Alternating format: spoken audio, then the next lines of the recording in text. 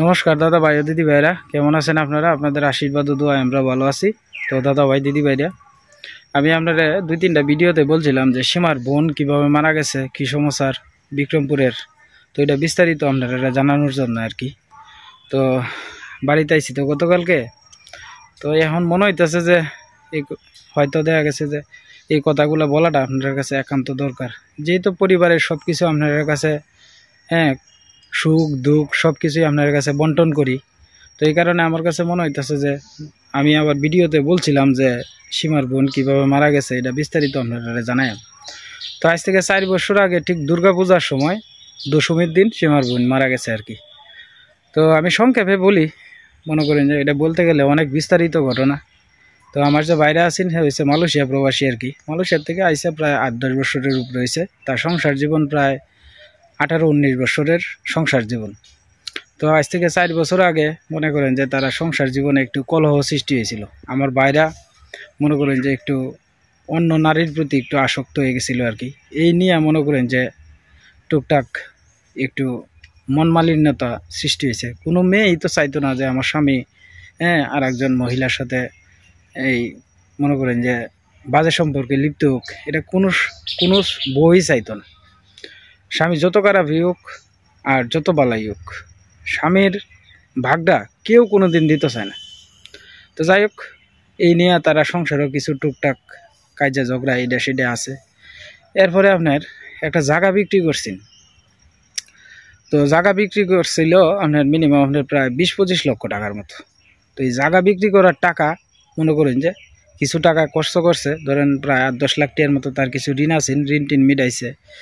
পরে আপনার এই টাকা ব্যাংকে তৈছিল।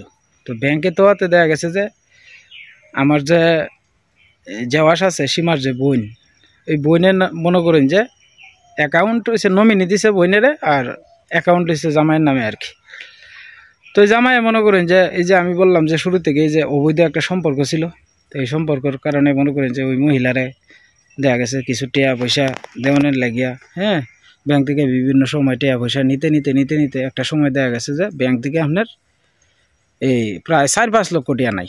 স্বামী স্ত্রী দুজনে মিললে এই টাকা পয়সা থাওয়া হয়েছে, কিন্তু দেখা গেছে যে এক সময় আপনার 4-5 লক্ষ টাকা যখন নাই গিয়া, তখন দুজনের ভিতরে একটা মিসআন্ডারস্ট্যান্ডিং হইতেছে যে আমি তুইলাম এত টিয়া, এখন আবার এন থেকে 4-5 লক্ষ টিয়া নাই, তো টিয়া গেল গো, আমি তো টিয়া তুললে আনছি না।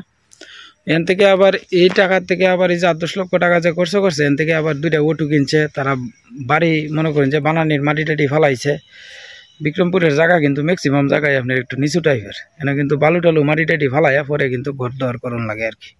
আমি সংক্ষেপে কোয়ার চেষ্টা করতেছি। তো আমার শাশুড়ি আর ওইদিকে আমার যে বড় ভাইরা, আমি যে বিক্রমপুর নিয়ে গেছি তারা, আর আমার বড় জেওয়াস সীমার যে সবার বড় বোন, তো তারা নিয়ে আপনার বিক্রমপুর গেছে ওইদিকে দুর্গাপূজার উপলক্ষে। আজ থেকে আরও 4 বছর আগে, 4 বা 4.5 এরকম হইতে পারে, আমি অনুমান করতেছি। আমার ওরকর বয়স তখন আপনার আছেন 6 মাসের মতো, তখন 6 মাস কি 5 মাস এরকম আর কি।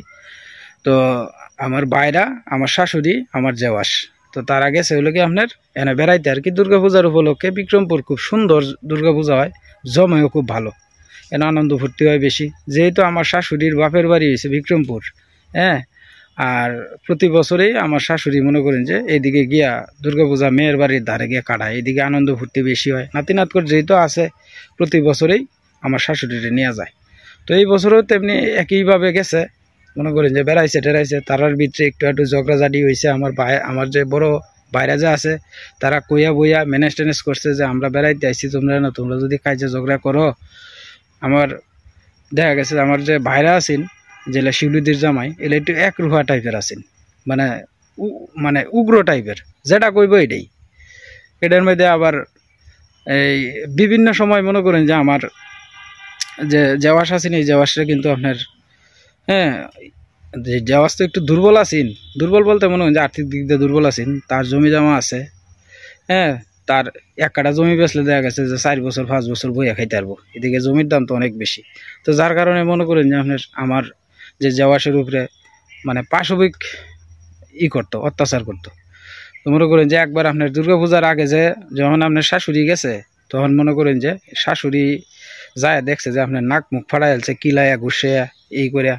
মনে করেন যে তার নাক পুলা, এরপরে আপনার চোখের কানে দিয়া চোখ পুলে গেছে গা। পরে যাই হোক, মার কাছে তো আর কইতারে না যে মা আমারে মারছে, একটা দামা চাপা দিয়ে যে আমি ফুরিয়ে গেছিলাম গা, এরকম একটা কথা কইয়া মনে করেন যে এটা দামা চাপা দিছে।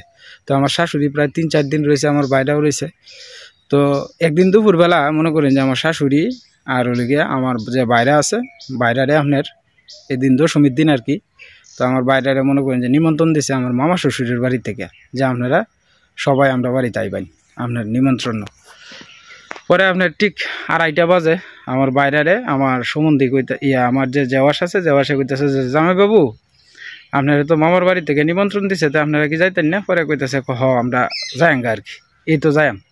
পরে মামার বাড়িতে গেছে, মামার বাড়ির থেকে মনে করেন যে প্রায় খাওয়া দাওয়া শেষ করছে, এন প্রায় 2-3 ঘন্টা সময় আলাপ সালাপ করছে। আমার শাশুড়ি আবার একটু ঘোরাঘুরি করছে, হিলার যে বাপের বাড়ি যেত একটু ঘুরিয়া টুরিয়া মনে করেন যে একটু হেসুলাকে আলাপ সালাপ করতে করতে তা বিকাল হয়ে গেছে। বিকাল বলতে মনে করেন যে প্রায় সন্ধ্যায় বাবাই আর কি, এরকম টাইম হয়েছে। তো এরকম টাইমে মনে করেন যে আমার শাশুড়ির কাছে খবর আইছে যে তোমার মেয়ে তো ওই আর নাই। এই কথা কইতেই আমার শাশুড়ি মনে হয় যে একজন মারে যদি একজন সন্তানের কথা বলা হয় যে আপনার মেয়ে তো নাই, তখন এই পৃথিবীটা তো উল্লে যাওয়ার মতো অবস্থা। আমার শাশুড়ি দেখি এমনি হাই প্রেশার হার্টের রুগী, তো মনে করেন যে আমার শাশুড়ির হয়তো 2 চোখ অন্ধকার হয়ে গেছে, এরকম অবস্থা। তো যাই হোক, দৌড়াদৌড়ি করে আমার বাইরা দৌড়াদৌড়ি করে আইসে, আয়া দেখেছে আমার কথাটি একটু দয়া করে আপনারা বুঝবার চেষ্টা করবেন।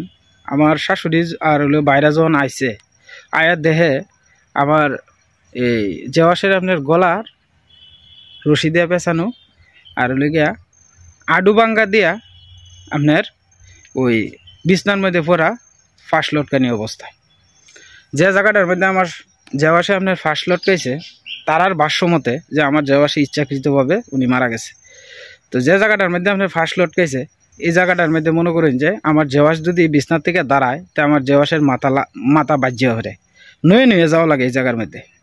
অহন এই জায়গার মধ্যে মনে করেন যে আমার জেওয়াসে ফাঁস লটকাইছে, এই জায়গার মধ্যে যদি দাঁড়ায়, তো আমার জেওয়াসের মাথা এই সালের সাথে বাজ্যা জায়গা, কারণ সালটা এরকম সিস্টেমে করছে এন শুধু শোয়ার লাগিয়া 2-3টা গরু আছে, 2-4টা গরু আছে, এই গরুগুলা যাতে দেখভাল করতে পারে একটা মানুষ এই জায়গার মধ্যে মনে করেন যে থাকতে পারে, যাতে গরু বাছুর ডিশ সেফের লাগে। তো এই জায়গার মধ্যে মনে করেন যে ওই আমার জেওয়াসরে লটকায়া থওয়া হয়েছে আর কি।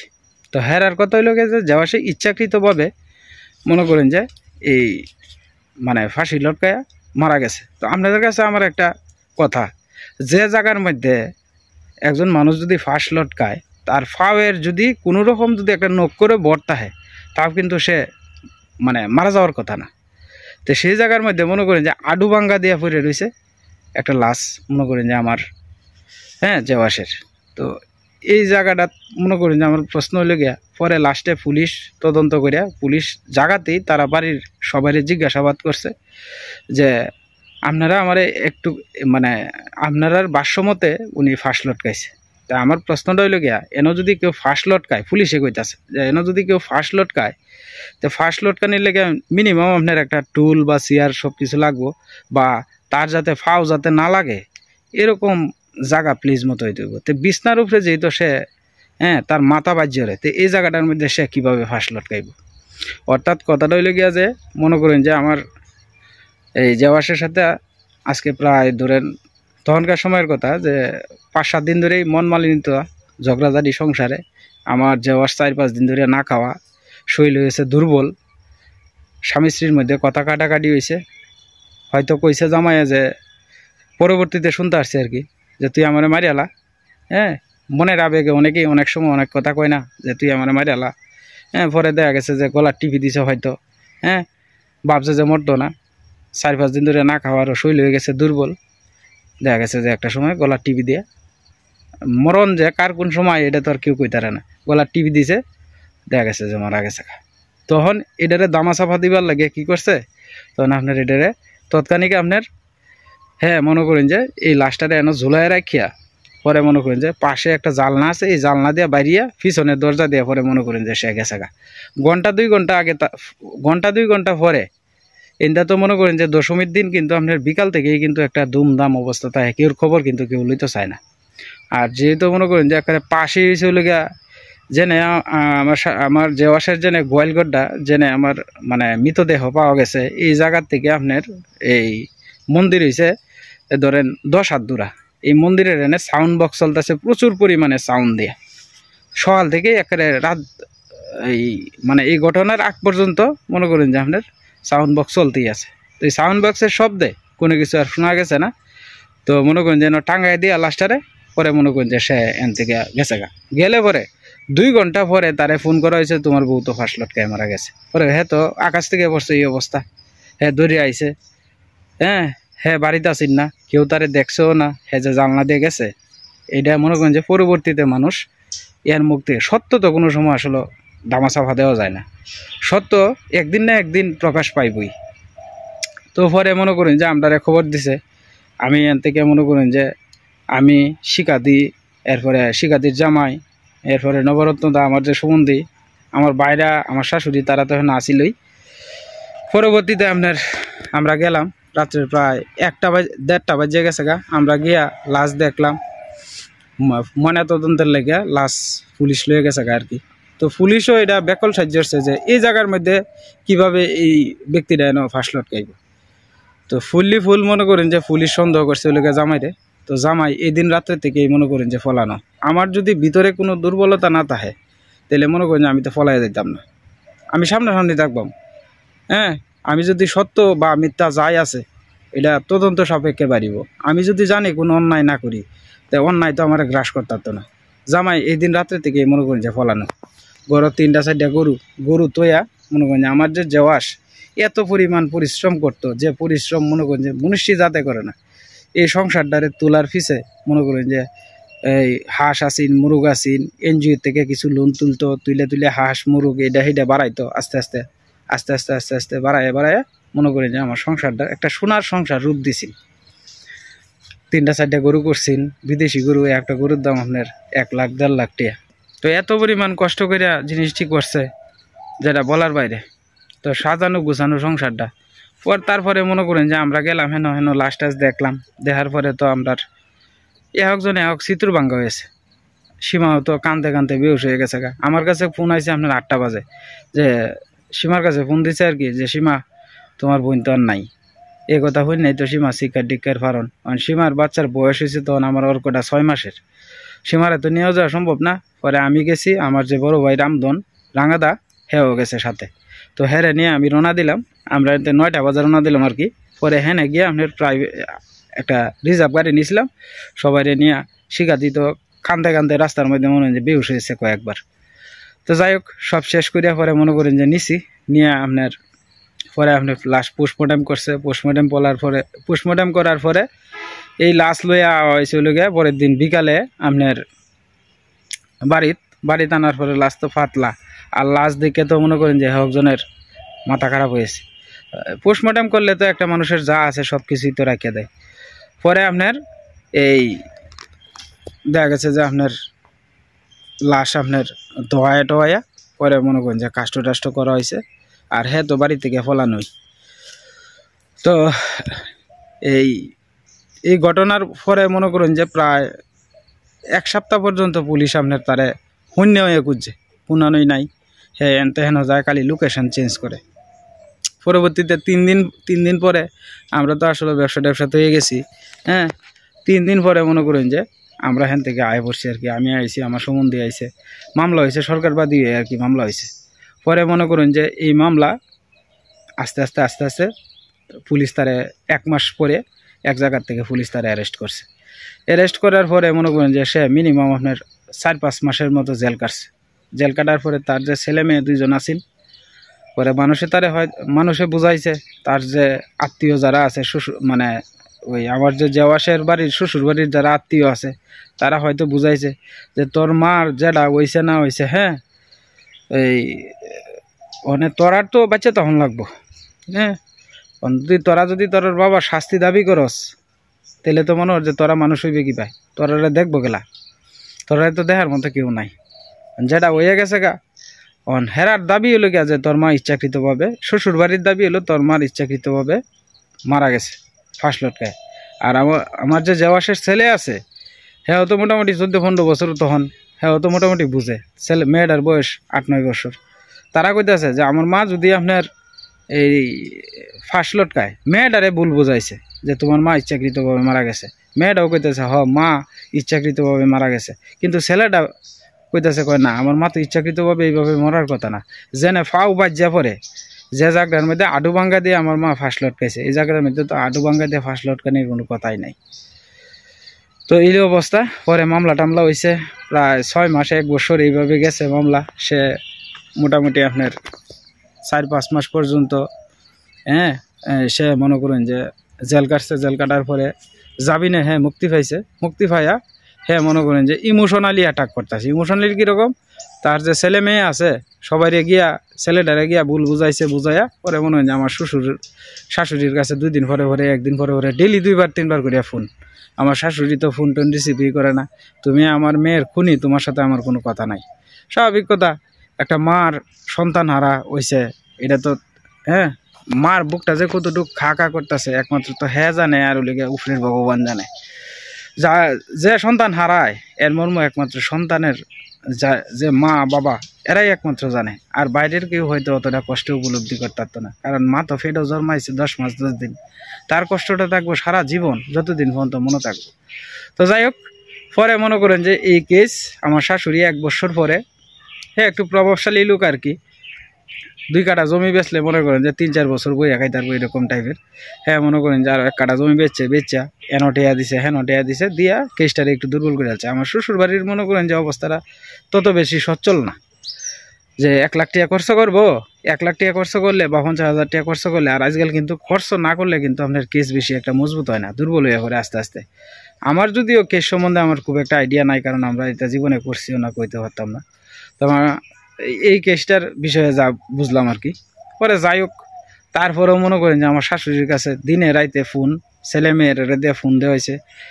এই ছেলে মেয়েরা কইতেছে কয় আমার মা নাই গে আজকে, বাপও যদি এই অবস্থায় তাহে দেয় আমরা মানুষ করবো কেটা, মানে আমরা মুখের বাড়ি চাই হইলো এই কেসটা তুমি তুলে দাও।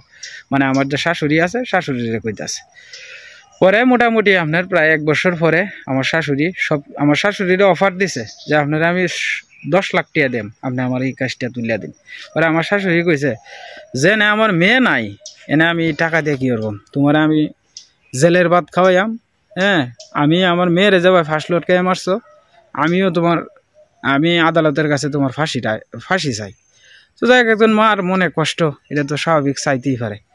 তো যাই হোক, সব কিছু 1 বছর গেলে পরে সবাই মিলে একটা সিদ্ধান্ত করা হয়েছে যে মেয়ে যে এক ছেলে 1 মেয়ে যে আমার জেওয়াসে তো গেছেন, তারা খালি কান্নাকাটি করে যে আমার বাবা বাড়ির থাকতারে না, এন ঘুরে হেন ঘুরে, মানে আমরার জীবনটাও ধ্বংস হয়ে যাইতেছে গা। পরে আমার শাশুড়ি 7-5 চিন্তা করে যে আমার মেয়ে যেই তো নাই গা, আজকে আমার নাতিটির মুহের বাড়ির ছায়া হইলো আমার তাহন লাগবো।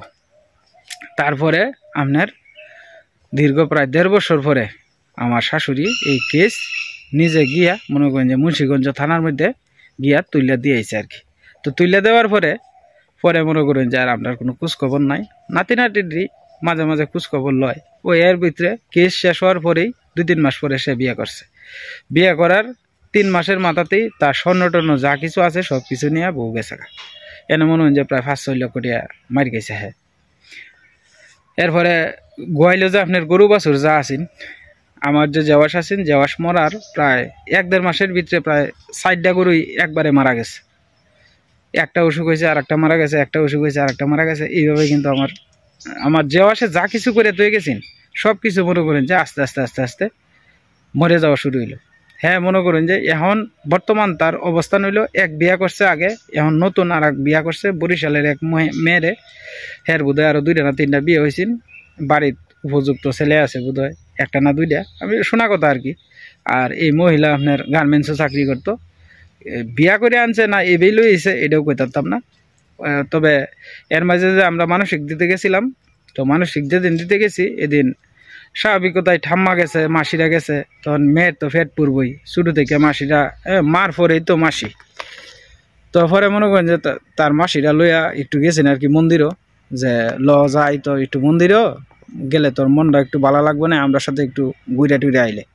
পরে যখন আপনার মন্দিরও গেছে তখন এই যে বরিশালের যে মহিলারে বিয়ে করছে এই মহিলা আইলে পরেই আমার শাশুড়ি আমার জেওয়াস তারার সামনে কইতাছে এই মেয়েরে, আমার যে জেওয়াসের মেয়ে হেরে কইতাছে, কয় তোর মা মশিরার লগে যে তুই গেছস ঘরেতে বাড়িয়া এখন তোর মা মশিরার লগে এই জায়গা। পরে তো কইতেই কান্দা কুড়ি লাগাইছে মেয়ে। আর তখন আপনার ওই যে তার যে বাবা আছে তার বাবাও মনে করেন যে উঠু চালায় আর কি, ওই যে আমার যে বাইরা হ্যাঁ এখন উঠু চালায়, আর আমার বাইরের ছেলেরাও অটো চালায় আর কি, হ্যাঁ বাইরে যাওয়ানোর লাগিয়ে চেষ্টা করতেছে।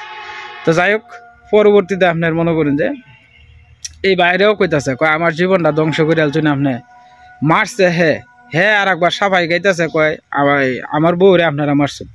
পরে কইতাছে তুমি মারিয়া টাঙ্গায় থই দিছ, ফুলাফান্ডির মুহের বাড়ি ছায়া আমরা কেসটা তুলে দিলাম, আজকে যদি কেসটা না তুলতাম তো তোমার অবস্থাটা কি তাহলে একবার চিন্তা করে দেখো। উল্টা ফাল্টা মেশিনের কাজ করতেছি না আর কি বাড়িত, পরে লাডি সুডা লই আসছে আমার শাশুড়িরে মারবো, হ্যাঁ আমার বাইরে আসিন। পরে বাইরে আর আমি মনে করেন যে গিয়ে একটু সুফি দিয়া তার মনে করেন যে আমি আর পরে সামনে গেছি না কারণ আপনি একজনের সাথে কথা কইলে যদি যোগ্য সম্মান যদি আপনারা না দেয় এই লোকের সাথে আমি কথা নাই কইলাম। আমি আমার শাশুড়ি এবং জেওয়াসে বারবার না করছি আপনারা যায়েন না।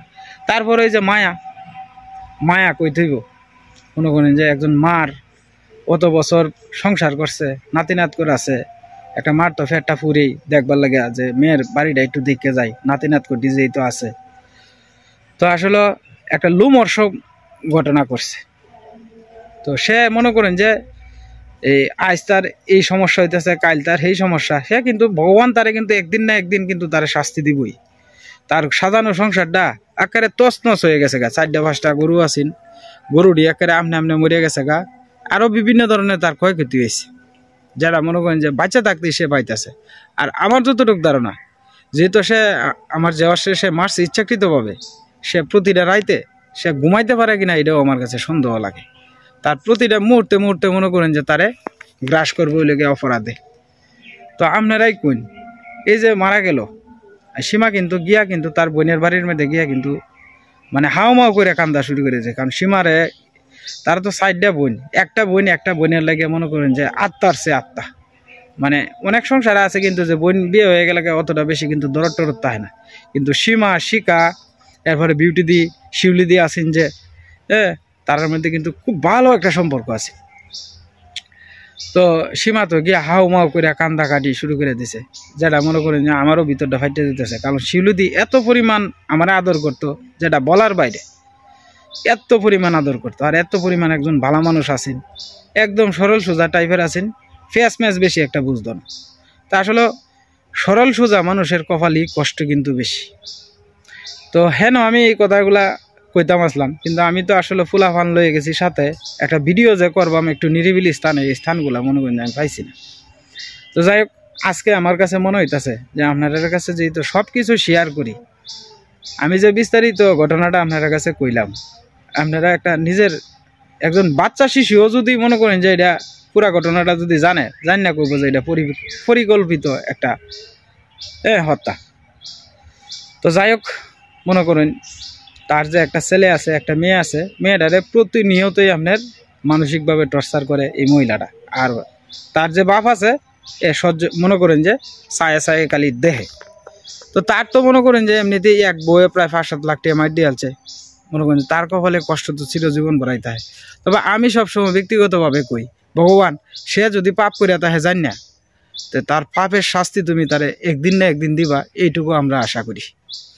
আর তার যে সম্বন্ধী আছে আমার যে সম্বন্ধী আছে মনে করেন যে হ্যাঁ তো মনে করেন যেমন বিক্রমপুরের কথা শুনলেই তার মনে করেন যে মানে তার মনটাই চায় না যে বিক্রমপুর যাইবার, নাইলে এইবার যে গেছিলাম আমার সম্বন্ধীরেও কিন্তু সাথে লই যাই ভাবতাম, আমার সম্বন্ধীও কিন্তু খুব ইচ্ছা আছেন যাইবার লাগে, কিন্তু না বিক্রমপুরের নাম হলে অন্য জায়গা তৈলে আমার সম্বন্ধীরে আমি নিয়ে যাইতাম, কিন্তু বিক্রমপুরের নাম শুনলেই তার ভিতরটা ছাদ করে ওঠে।